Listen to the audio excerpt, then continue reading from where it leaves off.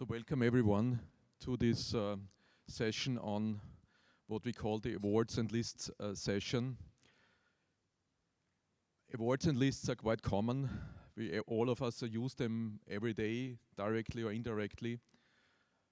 On the other hand, they're not a very popular subject at conferences, and we thought we are going to tackle this this time at the Zero Project conference and have a dedicated session to talk about awards and lists and rankings and ratings and all other tries and all other attempts to create lists of top fives of whatever, so that we address a problem that exists in society, that exists in communication, which is there is a constant flow, and the flow is getting ever bigger, of contradicting information about people communicating on media, on social media, and on the other hand, next to this confusion and next to this amorph situation of what's good and what's not so good, people have to make decisions. They have to make decisions every day. Who are they going to invite to a conference? Who are they going to invite to a jury? Who are they going to invite? And actually also about products and services, which product is better than another. So products and services are also sometimes subject of lists and awards and rankings and ratings and so on. So this is the reason why we are running this panel today, and I have here a panel of three distinguished speakers with me here today. They are going to introduce themselves briefly when it's their turn. For the first, you have them all, of course, in your conference agenda. In this case, me as the moderator of this session, I'm not a neutral party. Since we're also producing a list, we're producing the Zero Project Awardees, and this is also a kind of selection. So I'm biased as well as all the other panelists who have their opinion on what they're doing, and they will promote this, and we will have an engaged discussion about how to work with them, about their background. But having said all that, let's jump directly into this. I would like to start with Alan, who is to my left, and Alan is the deputy editor of Forbes Media, and he has basically invented, or at least created and curating, the Forbes 100 accessibility list. So Alan, over to you. Please give us background on yourself a little, on Forbes, and on this list, and why you're doing it and how you're doing it. Well, sure. Thank you very much. Is this on? Are we good? Okay. So, well, thank you very much for having me here. As I mentioned to some folks this morning, I am a guest of your community and have been since I started this project. I am in charge of our lists at Forbes, our lists of basically companies. Who are the best employers? Who are the most cyber secure companies? Things like this. I've always been interested in accessibility, not in a professional sense, but I have a friend from whom I've learned a lot. And I said, well, maybe I can do a list of what became the 100, of course, we're going to talk about biggest or best or top, okay, which are dangerous words. But the top 100 innovators, impact makers in the field of accessibility. And we did it, or I did it last June. Apparently the link is not working this morning, so don't look for it yet. Oh, it worked for Michael because he's running the conference. So of course it works for Michael.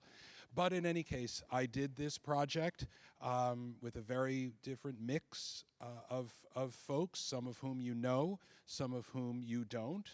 And it was just trying to educate readers about the challenges of this sector of the world, the business opportunities. We are Forbes, after all.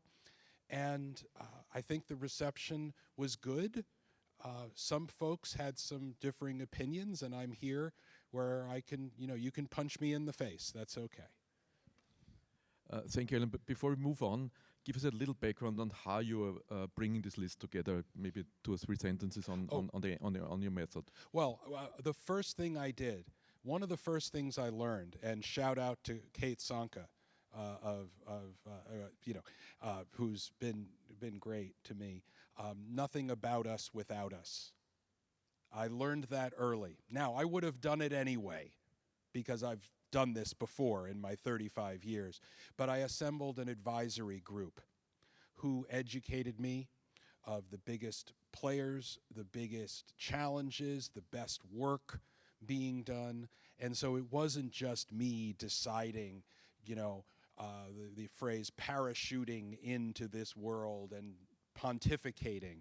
I had some wonderful, smart people. The Zero Project was an advisor to me. And by the way, Kate is Teach Access. It just didn't come to my mind. But Marcy Roth has become a trusted advisor. Lots of folks you've heard of. And so even though it was done by me and I made the final decisions, the list was curated through the community. And I thought that was desperately important. Thank you, Alan. Before I hand over to you, Peter and Irene, and apologies that I'm putting myself now in the middle of this, but I think it's important since we're also creating a list, and a very important list because it somehow also constitutes who is here in the room today. No? So the Zero Project methodology is also about creating and finding awardees. Most of you in the room know, because most of you contribute to this system about nomination and then peer reviewing, voting, selecting, and in the end also those that come close to award also have to complete with us a fact sheet, and all these steps are the Zero Project selection process. We're doing this for 14 years now, and it has become an established model. This is the Zero Project approach, and why we're doing this is then the subject also of the next round of conversations. Irene, apologies, you definitely will get your slot, because it's also important to get your point of view of what we're doing here, more important maybe than all the others. But let me overhand first to Peter. Peter, you're an activist, you're the owner and chief of Disability Brief. You're seeing everything that happens through the disability lens. So what's your take on lists, awards, rankings, ratings? Thank you, Michael. Hi all. My take is that, like, people with disabilities, we are excluded. Recognition is fundamentally important, but being put on a pedestal is not innocent, and we need to get better at reflecting on that. As Michael said, I write Disability Debrief, which puts disability lens on world news, and it also tries to create a space for some of the harder critical questions around our disability work. And let me give you an example of a list that I happen to be on, which sort of reflects some of the issues to do with lists. A couple of years ago, I was on the Shore Power list in the UK of the 100 most influential disabled people in the UK, and that was the first award that I've gotten like that, and it's sort of profoundly personally moving, because like you face a lot of barriers personally as a disabled person, professionally raising disability issues. There's a real sort of emotional impact of that, and I want to sort of really acknowledge that. You feel it on a personal level. But then at the award itself, you kind of see, oh, like the different categories have been sponsored by quite large companies, and there's this big jamboree effect. But the winners, who are individuals and struggling to do things on shoestring budgets, they are not given resources. Like, the companies sponsor the event, but they don't give grants to the winners. So that's a kind of real question. Like, recognition by itself isn't enough, and like, who is benefiting from that relationship? Right? Obviously, there are questions of processes around awards, as we said, the involvement of disabled people, and so forth. I've been involved in different judging processes with awards, including, I think, at one point with Zero Project. It's kind of challenging because you go off a kind of submission and you don't really know how that submission relates to things or not. And it gets more challenging when you do see how it relates to things, One award I was judging had a really beautiful submission from a company that on paper it all looked really great, but then I had a personal experience with them that they discriminated against me on the grounds of my disability. So I didn't know. As a judge, I left it sort of open for the other judges to determine. I didn't know how to react to that. And it really brings up this question, like this kind of, you've got a good practice, but maybe you're also discriminating in other areas. And I'm sure that company still had that practice that had discriminated me. So I think this is kind of what I mean by we need to get further into exploring these questions. I think among us, we need to be much more open to explore these limitations and challenges. When I was on that list in the UK, it was difficult for me to raise critical questions because for years I'd seen people accepting the recognition in an unquestioning way, and I think we need to make more space for these questions. As I say, sort of recognition by itself is not enough, and I think that a well-connected ecosystem patting itself on the back is good for those people, but does not benefit disabled people if that's all that's happening. Thank you, Michael. Thank you, Peter. Over to you, Irene. Irene Mbari Kirika is, among many things, she has a Kenyan and US background, is among many things. She's the organizer of the Enable Inclusive Africa conference annually. And in this capacity and many others, you're also choosing, you're also creating some kinds of lists, but also using them, and you have a sub-Saharan African and also in basically also low-income country context where these lists also may be seen a little different. So what's your initial statement on all of that? Can you hear me? Yes. Oh, fantastic. Thank you, Michael. Yeah, my name is Irene Mbari Kirika, and thank you so much for having me today. When it comes to innovations, as Michael mentioned, we do host Inclusive Africa Conference, and really what we do in Africa is promote digital accessibility and assistive technology innovations. And why we do the lists is because there's a lot of innovations in Africa, but nobody knows about them. And what you find about assistive tech in Africa is that most of the assistive tech in Africa is being imported from across the world, but nothing is being highlighted or being sold locally. But part of it is because there's lack of awareness of what exists. And we do believe that in terms of assistive tech, we will have assistive tech that comes from across the world, but we also have to have local innovations for us to have, for it to be sustainable. Because bottom line is you cannot import 200 or 3 million wheelchairs and in a cost-effective manner.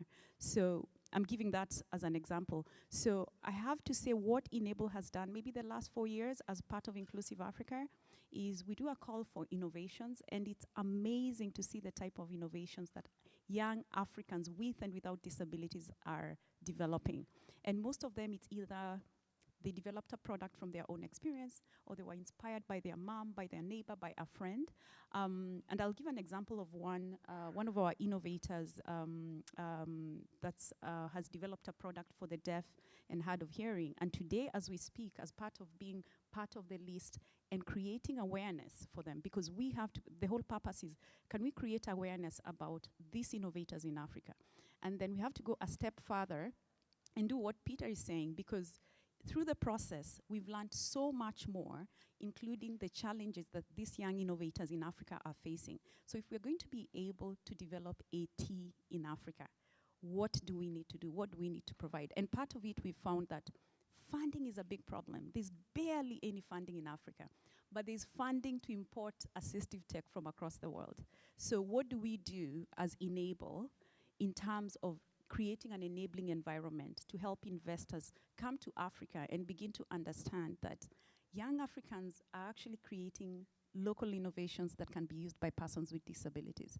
So I think the purpose of our list is, number one, to understand the AT space, to understand the innovators, to understand the AT market space in Africa, which most people say doesn't exist. So if it doesn't exist, we have to create it, and then collaborate with partners, both local, regional from all over Africa and all over the world to really help develop that space. But the reality is that the innovators in Africa need some support to be able to get to the next level. They have the best ideas, they have the best prototypes, but beyond that, they're not able to move forward. So what do we do as Enable to help them get to the next step or take their products to market?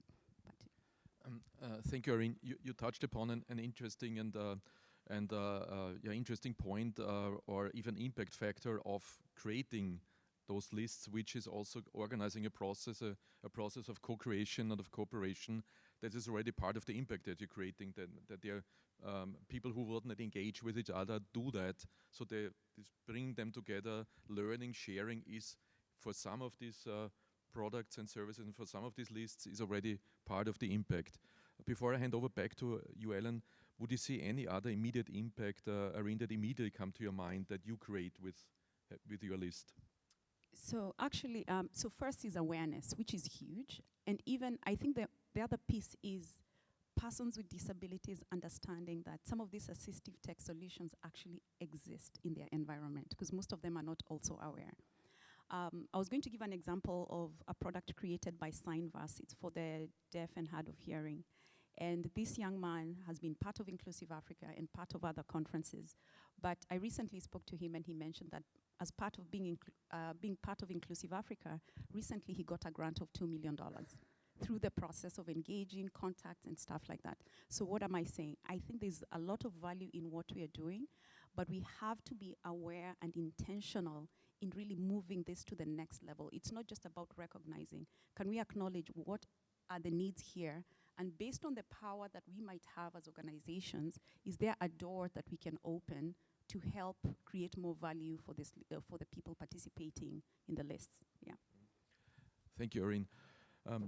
Ellen, Irene mentioned an aspect that's also important when you again look for a second time at aspects of impact that you might not see at first hand, that Forbes magazine is producing a list on the Accessible 100 itself is already creating impact and awareness, because there might be some people who are the usual Forbes readers who say, aha, Accessible 100, I would not know that they would care about that. Would you see this as an impact factor, that Forbes is, only the fact that Forbes is creating such a list, is this impact in itself? Do you realize something like that? I think I have, in some ways, the obvious answer, which is that, yeah, I know that this is the first time that a major media outlet has done anything like the project that we did, which was, research. I did 450 interviews. I spent 6 months on it almost exclusively. But I am not an advocate. I am a journalist. And my responsibility is not to this community. I know that sounds strange, but it's not. My responsibility is to my readership and to the Forbes readership around the world to learn. I am an educator, and I'm trying to collect interesting information that they don't have, put it in an interesting and accessible, if I may, form, and leave them a little smarter than when they showed up. And I'm not allowed to be an advocate. I am more valuable to your community if I am not an advocate. So I don't know if that answers your question. Let me phrase it differently. It only half of it, but asking you directly as a journalist, were you happy with the feedback? Did you get enough feedback that constitutes enough to create the next list, or was it okay? Well, I'm doing the next list whether you people like it or not. Okay? We're going to do 200 next year, or this year. One of the reasons I'm here is to talk to a lot of people. But I'm a little weird, Michael. If I make an impact, and I have had a career where I've made, frankly, impact on concussions in sports and whatnot, but my job is not to assess the impact of my work. It is to create it with humility, with thoughtfulness, and hope that people learn things. And what they go out and do with it is not my job. And so my goal was to put together really good information, was to earn the trust of the community about which I was writing. And yes, some people complained that, oh, this person shouldn't have been on the list, or this company shouldn't have been on the list, or, you know, et cetera, and that's always going to happen. I mean, who are we kidding? These lists are made by human beings, and we do our best. Thank you, Alan. Then let's move, we do our best to the aspect of challenges and limitations that we all face when we create this list. And I hand over to Peter to give us a start on that. Yeah, thank you. And it's really interesting to hear about the impact of that visibility that these lists give, and raising awareness on a subject that really we don't have awareness. Yeah, I wanted to come back to a sort of limitation that I mentioned of the kind of, especially when you have a big corporation, you can have like a good practice in one unit, but that same corporation is like developing bad practices across the other units. I think this has always been hard when you're doing lists, when you're writing about disability. I remember sometimes sort of picking out, saying, research reports, like the best practices. You're like, can you pick out a best practice?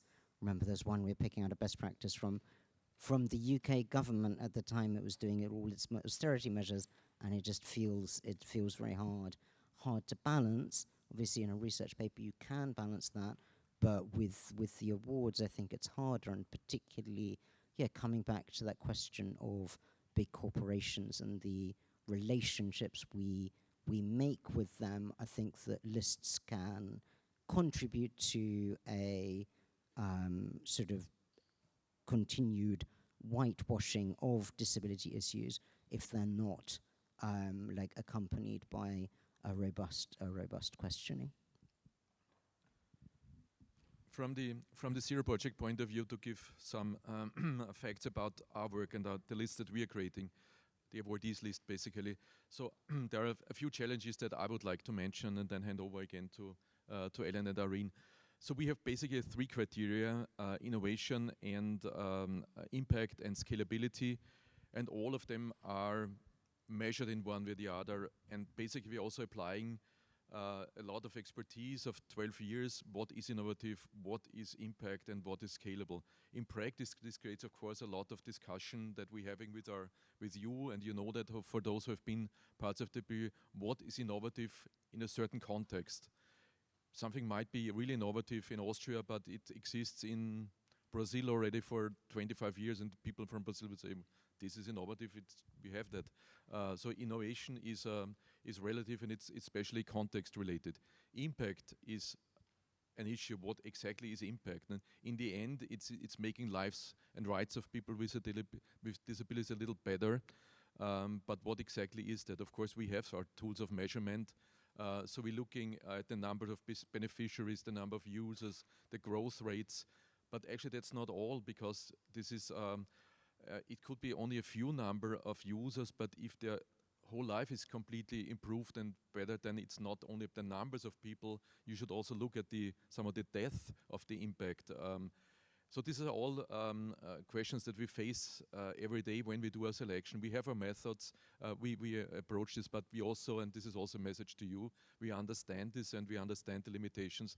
Still in the end, I think we're doing good, because the end and what we actually want to achieve is to bring 75 or this year 81 innovations to the United Nations here in Vienna that are good, that can relate, that want to connect, and that are shared and that make good connections with you. And this is our impact. So our awardee list is not a list with the list as the end goal. It's the end goal of what we do is creating impact here together with you. So why I'm elaborating on this is also pointing out the different purposes of lists. So our list is not the end, it's a means to the end.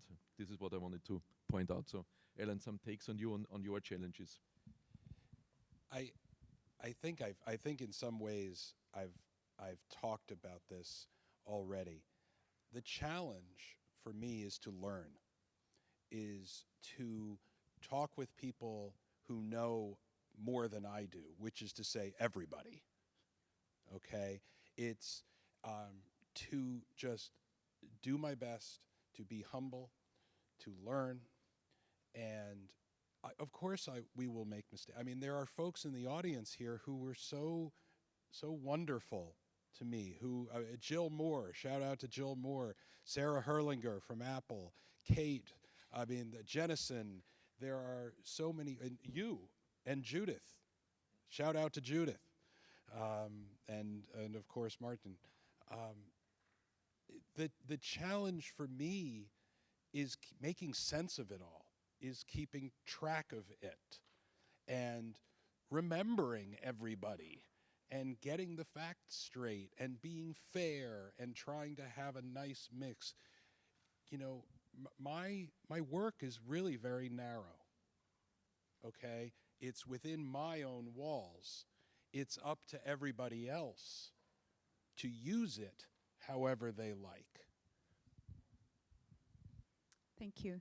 I think for us, the main challenge is how to help some of these innovations move to the next level. Getting the list is not an issue because we publicize and we get a lot of feedback, people apply. But how do we help these innovations in Africa move to the next level, past where they are? I think the other issue that's important, and I think that's what Alan was mentioning, is really managing expectations, because sometimes you might find some of these lists are simply to create awareness. But what happens sometimes is that communities or people have more expectations, thinking that some of these lists should do more. But the reality is there's also budget limitations on those who are actually promoting these lists. And most of the time is, as long as you're able to create awareness, publicize these innovations in the best way possible, and connect some of these people to the right people they need to connect with, I think sometimes you meet your goal. But beyond that, sometimes you cannot control what people expect, because the more you give, people now see bigger things that you actually have potential to do, even though you don't have the capacity to go to the next level. Yeah.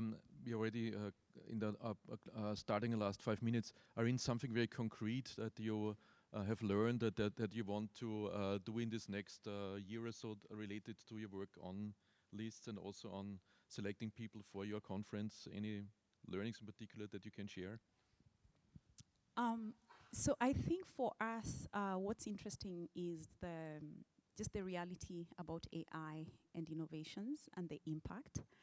And then just being able to balance what happens in the Western world versus in the global South, and being able to blend both to where it makes economic sense for those who are on the ground in Africa.